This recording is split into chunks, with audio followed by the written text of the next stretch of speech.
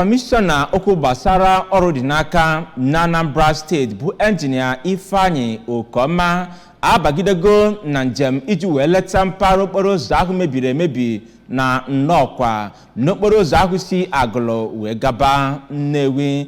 Na njem ahụ ka ọ nọ wee kwupụta na ebumnobi ha bụ nnọọ iji wee mata etu o si wee mebidebe nakwa etu gọọmenti ga-esi gbata ọsọ enyemaka iji wee napụta okporo ụzọ a site na imebisi kpamkpam.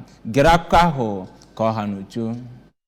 Injinia Okoma onye anọchitere anya ya site na aka onye direktọ nke Highways bụ Injinia Michael Ugokwe onye ọchịnchere oge nke kansụl Idemmiri Oriakụ Maka Obi sonyere na ya bụ njem. Ya bụ njem nnyocha bụ nke bidoro dịka akụtụsịrị eze ọdịnala Igwe Emmanuel Ajamma nke Nnokwa ka ọ na-ekwu okwu dịka o mechara ya bụ nleta. Injinia Okoma kwuru na ha bịara ka ha hụ site na akpọmoku nke onye ọchịnchere oge ahụ Oriakụ Maka Obi na-akpọ ha n'ajọ ọnọdụ ụzọ dị ebe ahụ.